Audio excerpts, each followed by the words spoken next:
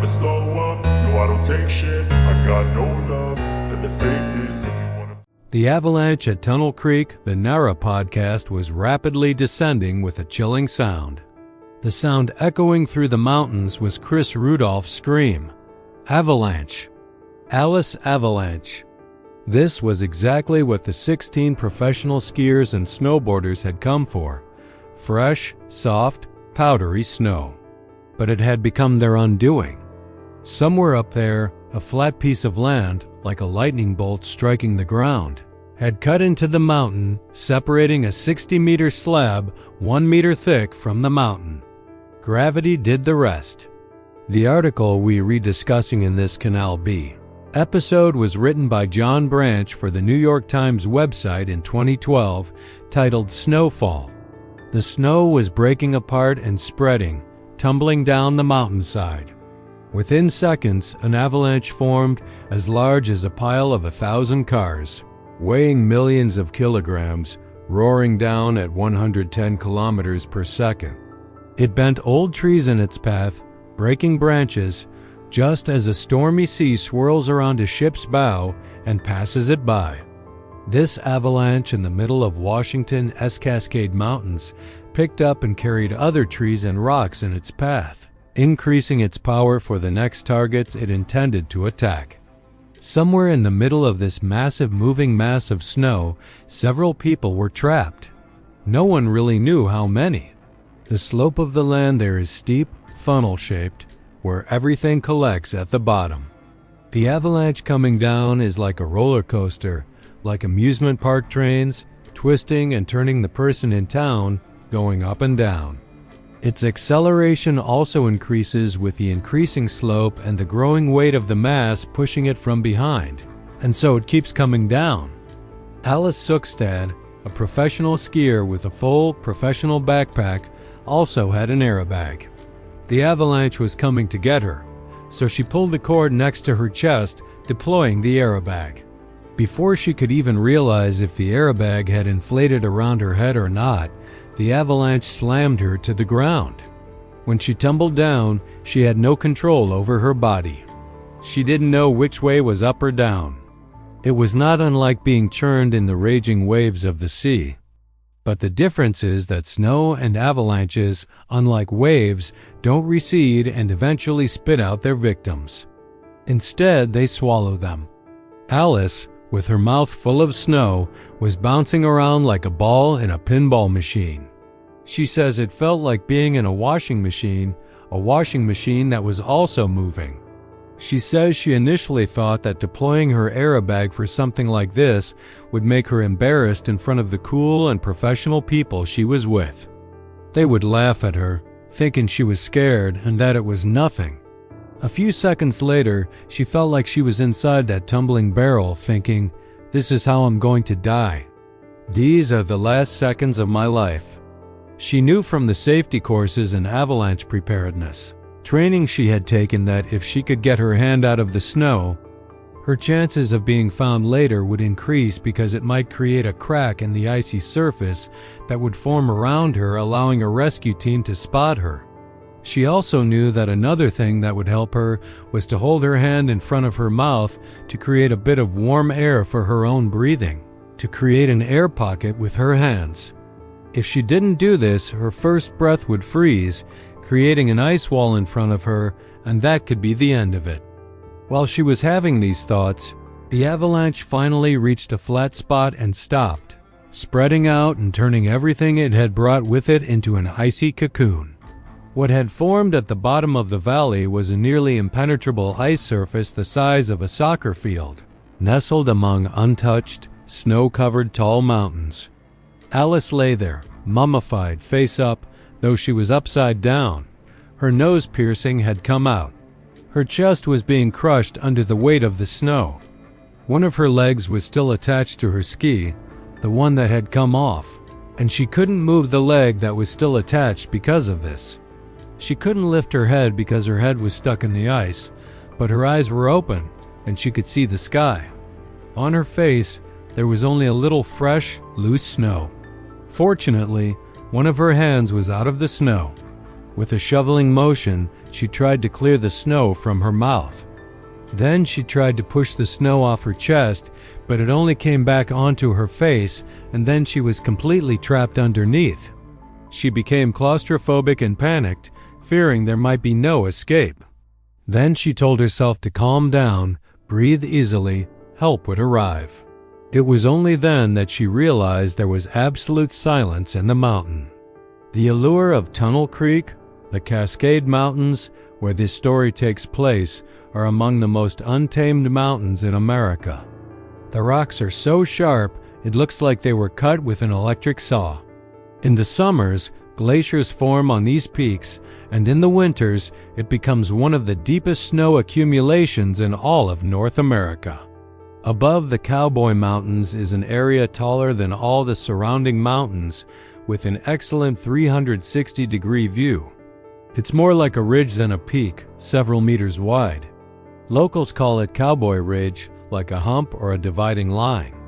On one side of this, which has a very steep slope, is a ski area that receives 400,000 visitors every winter and is very popular. The other side is outside the designated ski area, a place behind the Cowboy Mountains, an unprotected area usually full of untouched snow. They call it Tunnel Creek.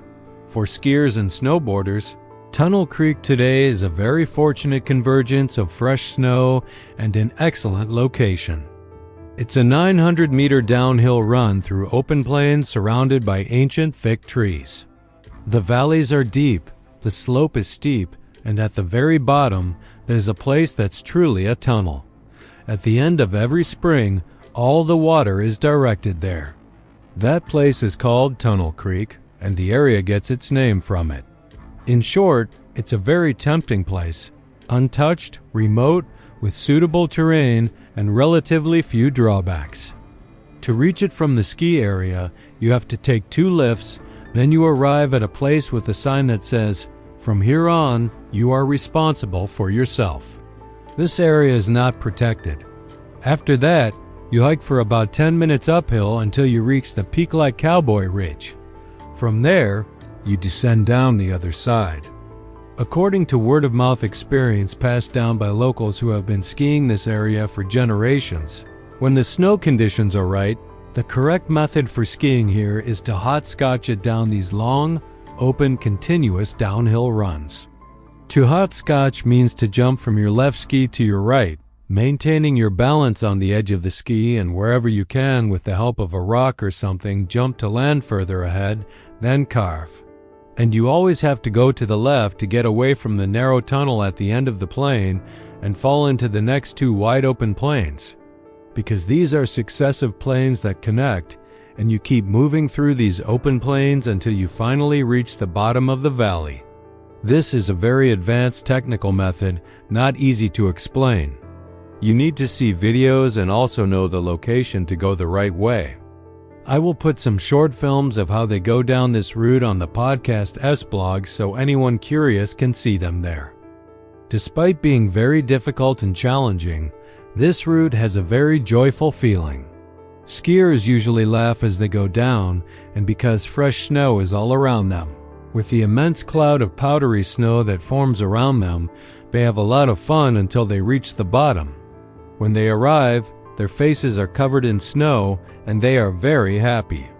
In fact, it is this powdery snow that draws these professional individuals with its irresistible appeal. But on the other hand, the combination of powdery snow and humans is what creates an avalanche. The growing danger of backcountry skiing experts, ski specialists, rescue organizations, and snow scientists all say that the increasing interest of skiers, snowboarders, and mountaineers in fresh, untouched snow in remote backcountry areas in recent years is concerning. This is who the avalanche fatalities are. Annually, about 200 people worldwide, and with this increasing interest, the number will also increase. On the other hand, for the tradition of skiing, these pristine areas are now the most lucrative sector. More and more people are constantly looking to go on foot, by lift, or by helicopter to an untouched snowy area and ski there. The number of avalanche fatalities in America, despite all the advancements in safety and so on, has tripled in the last 20 years. Many of these fatalities were very experienced skiers who were also accustomed to the routes in the areas where they died. But as the editor of Powder Magazine, a specialized ski magazine, says, this is a cultural shift where more people are looking to go to more remote and steeper places to ski sooner. This editor himself was in the group at Tunnel Creek that day. He says that because ordinary people are doing this, professionals are forced to go 2 steps further from the more remote and difficult places they used to go to places even cooler, even more remote, even steeper.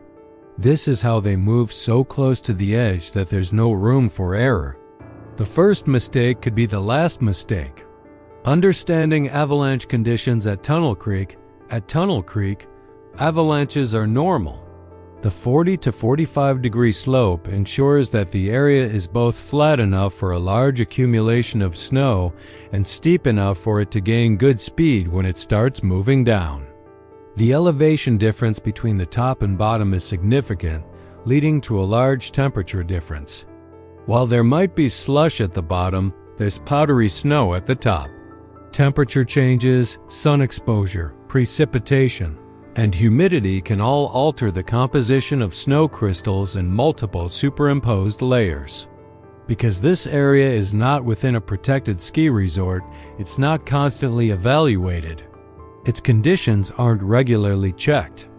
Due to this combination of factors, significant elevation difference, unstable weather, and so on, even many skilled and experienced local skiers look at Tunnel Creek with fear and awe. However, almost all of them agree on one thing. If for any reason you insist on skiing down this route, you must follow the method we discussed and you must descend biased to the left. The worst thing to do is to go straight down through the rocks and trees. This will lead you into the funnel-shaped path and push you straight to the bottom of the valley, and no one usually goes there willingly. This is a path that, if it occurs, will drag you to the other side. Chris Rudolph, the marketing director of the Stevens Pass Winter Park, which, as we mentioned, is on one side of this mountain, is a very popular place.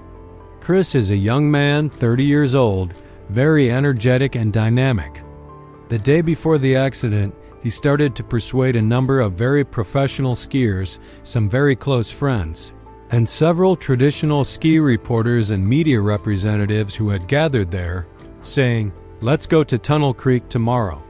Like many good ideas, the initial plan for that day was discussed in a bar. It was early evening, and it was still snowing about 3 centimeters per hour. They were sitting in the bar, looking outside and saying, "Yes, tomorrow morning, 70 centimeters of fresh snow will have fallen on the old snow that had fallen 2 weeks ago and had hardened." This was very good news for the skiers gathered there. Rudolph had worked very hard over the past 7 years as the marketing director of Stevens Pass to transform it from an unknown resort into a place whose name became famous.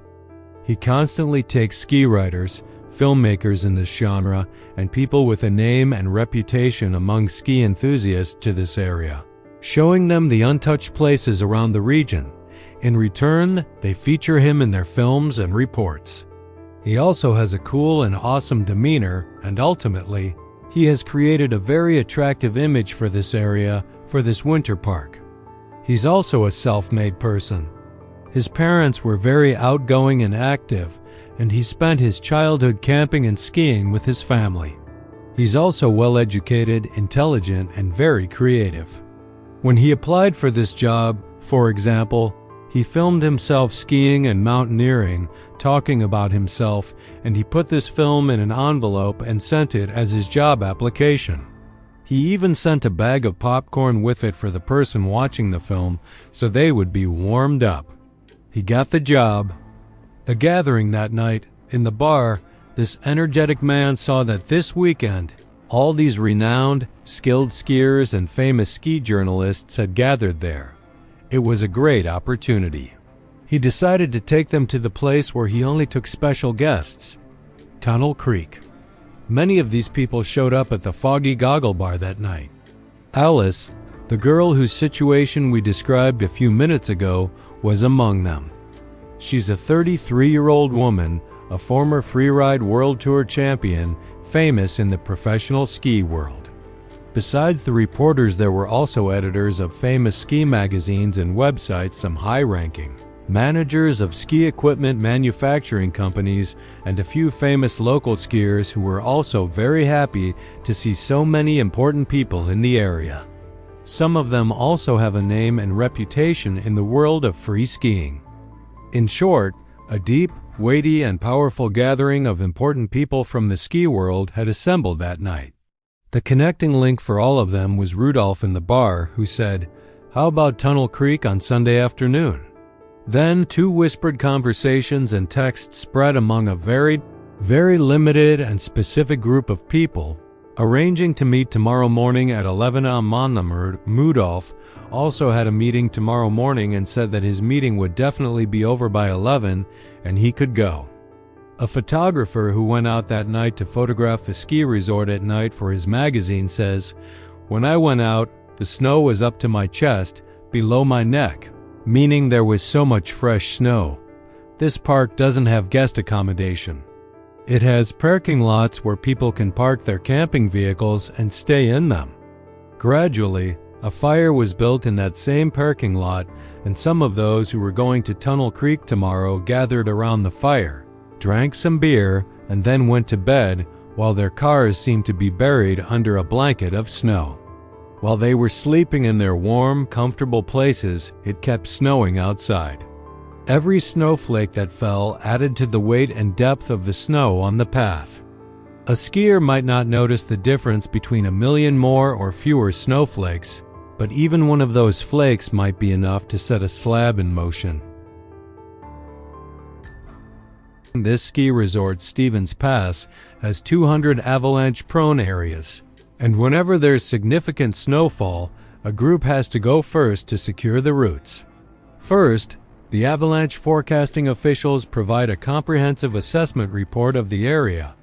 Then, usually 10 to 12 people fill their backpacks with explosive solutions in packages similar to the dynamite shown in Tom and Jerry, for example. Then they take the lift to the highest point of the mountain. In teams of 2, they break through the fresh snow with their bodies, moving forward until they reach the peak. Then they spread out across the mountain slope facing the ski routes where people want to come.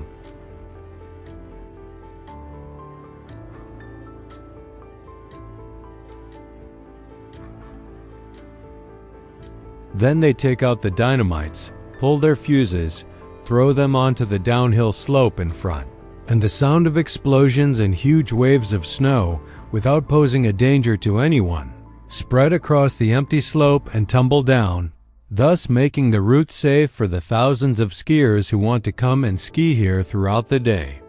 Although the gates open at 9, skiers and snowboarders start queuing from 7 in the morning, and when they hear the sound of explosions, they cheer because it means it's going to be a very snowy day. Rudolph wakes up in the morning, very excited to take these people to Tunnel Creek, a place he usually takes his guests for a show-off. He's also a bit annoyed that on such a good snowy day, he has to go to a meeting.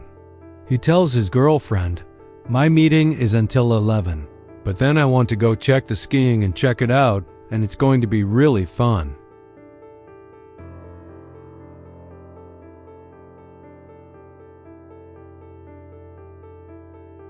The man is a manufacturer of backcountry ski equipment, meaning for skiing in untouched and out-of-bounds areas. The woman is an editor for a freeride ski section on ESPN.com. The woman sleeps with other women in the hotel the night before, and the man stays at Chris's house. In the morning, when they wake up, the woman asks the man, "Does it seem safe?"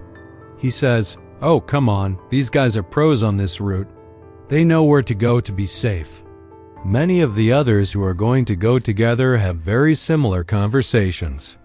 In one place, a few of them gather and ask, "Where are we going? Out of bounds?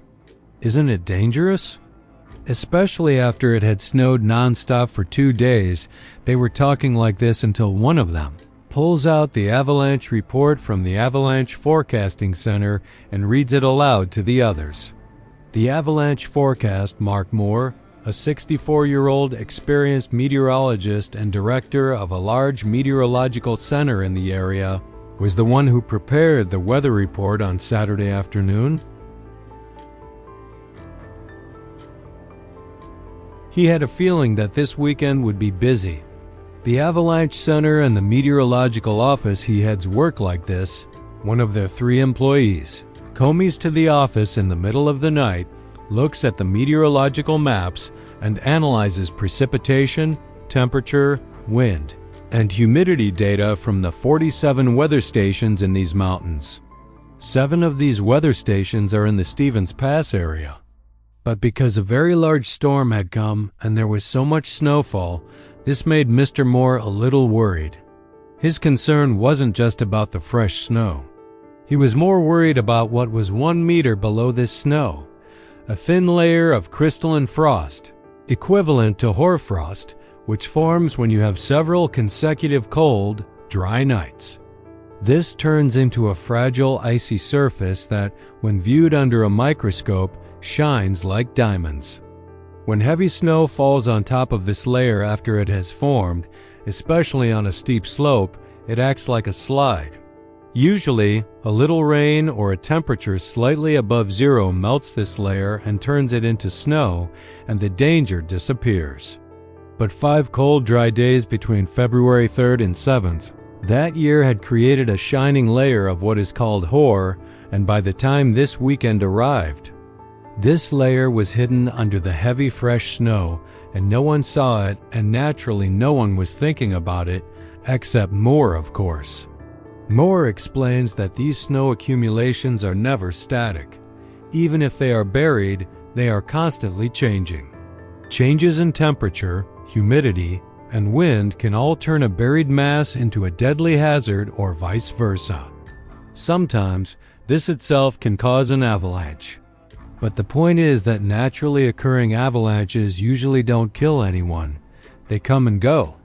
Most casualties are from avalanches that are triggered by humans, and usually the person who causes the avalanche becomes its victim. Moore says that every skier, everyone who hits the mountain, changes the structure of these snowpacks, these snow accumulations, even if they don't know it.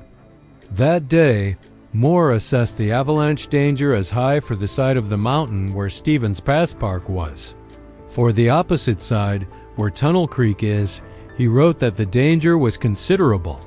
Dangerous avalanche conditions, possibility of human-triggered avalanches, considerable danger. This term considerable is a bit ambiguous for skiers. It's a gray area, meaning nothing might happen, but if something does, it's serious.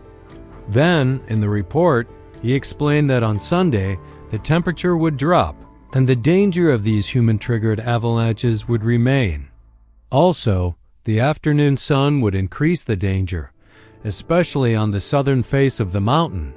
The group's hesitation and the call to action, now this report was in the hands of these people, in the hands of a person named Stifler, and he says, "The image is vivid in my mind. Coffee cup in hand, I see this email. I read it aloud to everyone. It says, 'Considerable danger.' Then I read it again." He says, "I have enough experience to know that when so much fresh snow has fallen on old frozen snow, there's a possibility of danger." And as he's thinking about this, he sees a glimpse of Jim Jack and says, "If there's anyone who can help here, it's Jim Jack. I know I should go to the lift and consult with Jim Jack."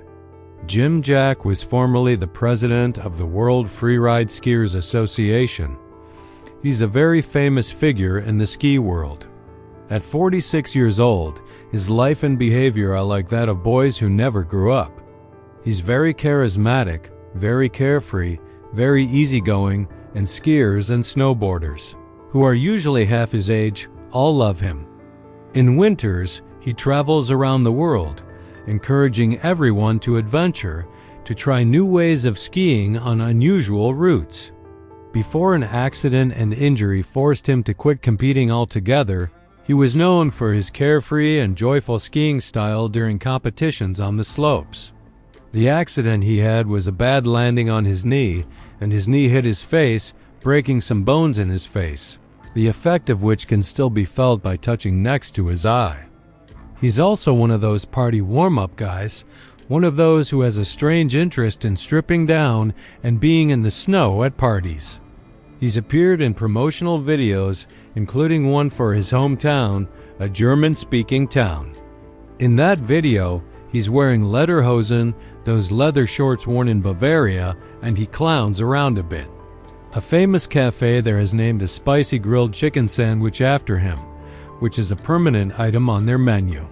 His home is a cabin where he and his girlfriend Tiffany have lived for years. They have a very joyful life. Their porch is full of all kinds of skis and ski equipment. His car is a pickup truck that he's driven 335,000 kilometers in the last 10 years. He has also paid $335 for a camper shell in the back so he can sleep in it when he goes to remote places for skiing.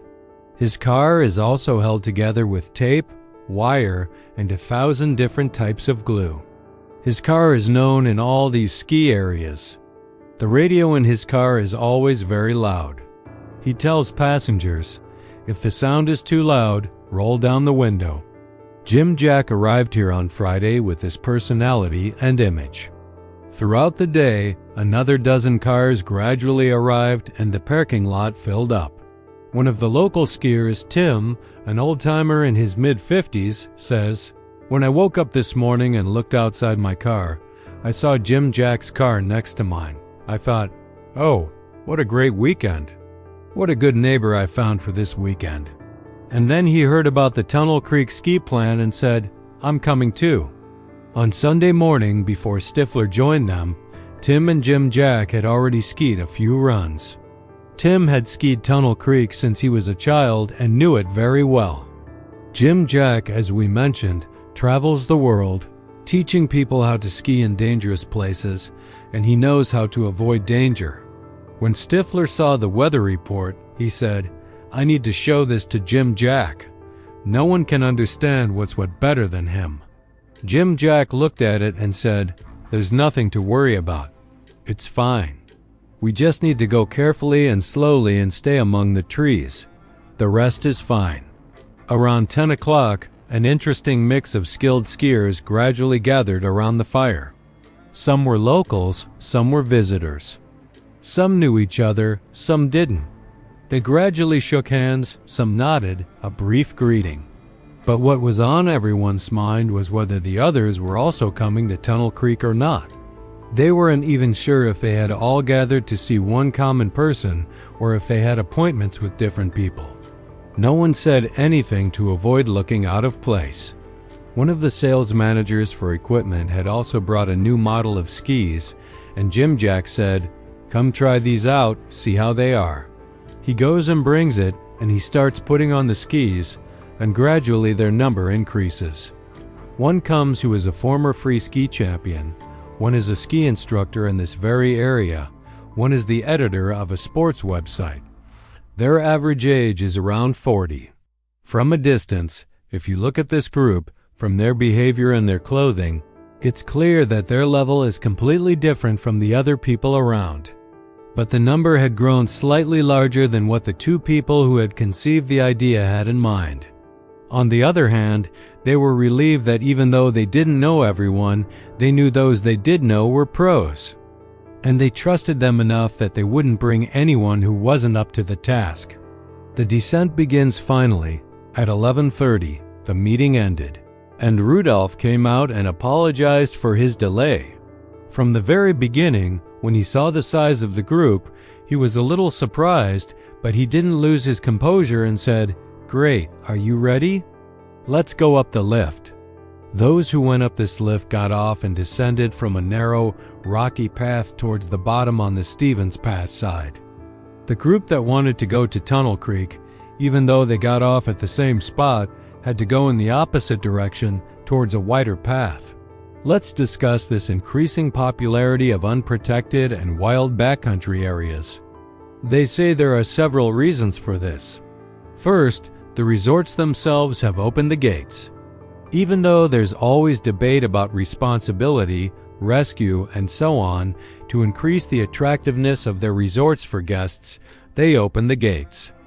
Then, as Rudolph is doing in this story, marketing people attract cool and important people, and that's how they make a name for themselves. There's a slight difference between Europe and America in this regard. In Europe, for example, everyone skis everywhere, but in America, areas are a bit more protected, and ultimately, there are gates. And the legal implications of being on one side of the gate versus the other are very different. The danger of these areas in America, however, lies in their proximity to protected areas because when people are going, they think, well, there are lots of people skiing right next to me, and the rescue team is close by. This makes people underestimate the danger. On the other hand, advances in equipment and skis have greatly helped average skiers become cool and skilled skiers. Boots can be easily removed to walk like cross-country skiers. They can hike uphill and then easily put them back on and come downhill. There are snowboards that easily split into two, turning into skis. Safety equipment has also advanced. There are airbags that protect them and also help them stay near the surface if an avalanche comes. This makes people feel safer when going into wild areas. Companies also heavily advertise these pieces of equipment and advancements. They know that many of those who buy them will probably never use them, but with attractive and widespread advertising, they encourage people to buy them. Then there's YouTube and helmet cameras.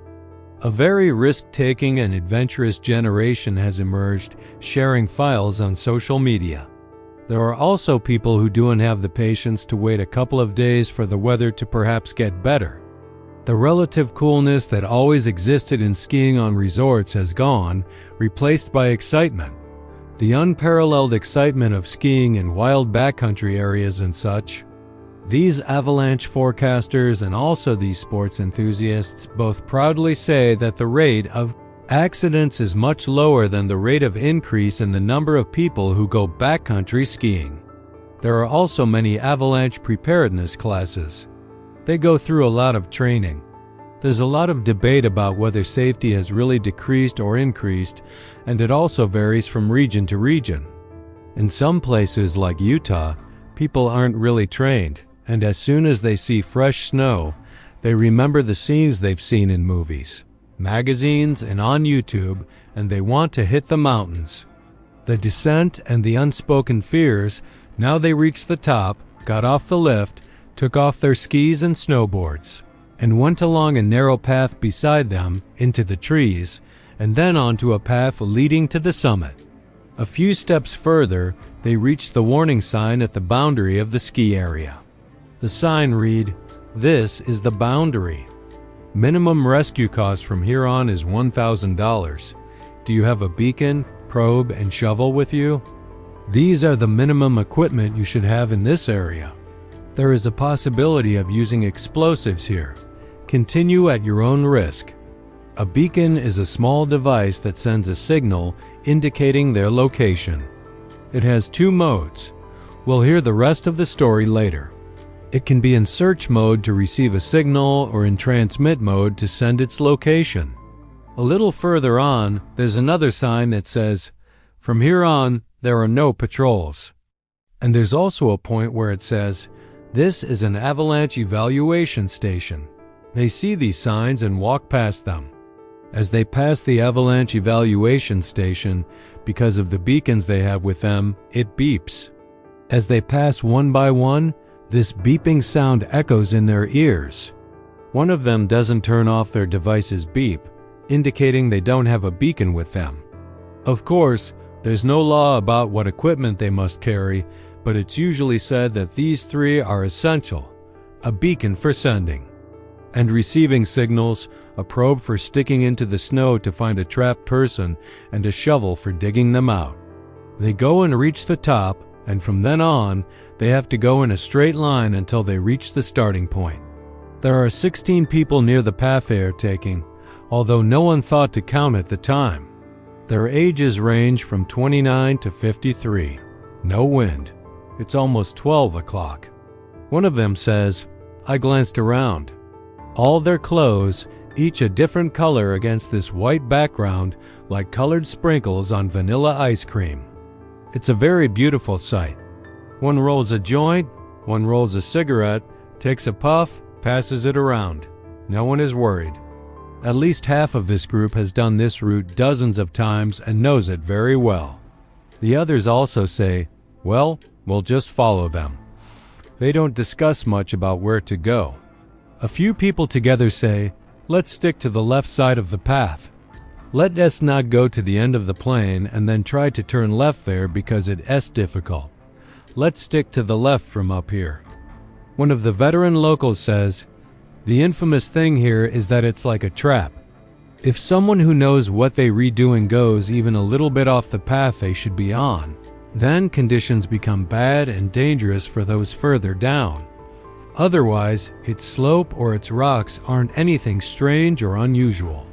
Gradually, an unspoken concern began to take root among those who were there for the first time. Their large number worried them. Usually, those who go backcountry are careful about how much weight can be put on the snow beneath their feet before it gives way. In backcountry skiing, smaller groups are usually safer. The important point isn't just their weight, but the complex dynamics that a large group creates on the snow. As we said, deadly avalanches are usually the product of human error, not a product of nature. One of them, now speaking, says, if it were up to me, I would never have gone there with so many people. But you don't turn around and say, hey, we're too many, let's not go. Especially since I was invited through someone else. And I don't want to use my gender card, but there were 2 women and 14 men. I didn't want to be the whiny woman who cancels the plan, so she didn't say anything. Some others also had things to say but held their tongues. One of them says, everything happened so fast. From the moment Chris came out of the meeting and said, let's go, until we got up there, it passed so quickly that I didn't even realize what was happening. Another says, I got worried, but I thought, there's no way there's a danger, and this whole group of cool people and these pro-locals wouldn't realize it. It must be safe. A few minutes later, these initial greetings ended, and the unspoken worries remained in their hearts. One of them says, when you're on top of such a peak, the routine is usually a few minutes of talking, then a surge of energy comes and everyone feels it, as if telling everyone, enough already, we didn't come here to talk, let's go. Then he says, I gradually saw people starting to play around with their skis, sliding little by little. I said, guys, let's partner up. Then everyone started saying, yes, yes, let's partner up. Let's go in pairs. Someone says, at that moment, I thought this was serious. It's not just about partnering up and going together. You have to partner with someone you can entrust your life to. And this was the moment when everything became serious for me. Rudolph himself teams up with Alice, the professional skier. Jim Jack, who is wearing the specialized skis the manufacturer had brought for him, teams up with the sales manager. Then Wesley, one of the locals, whistles and signals to his teammate to go. Then he himself, as the first person, descends through the trees as if slalom skiing through obstacles. He goes down, then Pinky follows him, then Carlson follows him. After them, the one who starts is Rudolph, a person who always has a competitive spirit, the same guy who is the marketing director and brought everyone here. He starts after them, but instead of going through the trees, he goes around the trees and immediately gets a few hundred meters ahead of them. As they come out of the trees, he reaches them at the bottom and even mocks them a bit by tapping his ski poles. Wesley laughs and turns back towards the winding path, and his friends follow him. But Rudolph continues on his straight path down the mountain. Someone says, I asked myself then, why is this guy doing this? Wesley, one of the experienced ones, says, the path Rudolph took was an excellent path, provided there was no avalanche danger. He says, "That morning I skied on the other side of the mountain at Stevens Pass, the side with the resort that had just been cleared, and several small avalanches occurred there which finally went with the group that came first." In short, they continue on their path and are a bit surprised why he chose the dangerous straight path instead of the safe one, until they reach a point where they can no longer see the people above, and then they see something that stops them right there. Just before reaching a very dangerous turn, they see signs of an avalanche and see that in some places, the snow has actually slid and moved. I will put the video of this moment, filmed with Pinky's helmet camera, on the blog. They get a little worried and decide to go further to the left to get away from these open plain-like areas.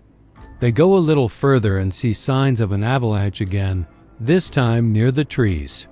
Carlson says, "I had never seen a snow mass slide like that among trees. Usually, where there are trees, they say it's safe. When I saw that, I panicked, thinking we shouldn't be here. I said, 'Guys, this is wrong. Let's go as far left as we can.' From that moment," Wesley says, "I started running like I had never run before, and I had never looked back with such terror while skiing." Rudolph finally reached the edge of the upper plain. The others who had been following him were also coming down the same path. Erin, one of the girls who was initially unsure and said she didn't want to be whiny, decides not to follow them when she sees these scenes. She's someone who has skied Tunnel Creek many times before, until once in 2002, 5 of her friends were caught in an avalanche there. Although there were no fatalities, she's been scared since then and hasn't come back. Now, when she talks, she says that Rudolph is one of those people who deeply internalizes safety instructions. He assesses the snow conditions, weather, and humidity like a native animal. And when I joined them, I didn't think for a second that we were coming this way. When I started with them, I didn't think we were going up there to ski on the other side of the mountain." When she sees these scenes, the first part is over. Please wait for the second part. I will be at your service tomorrow night.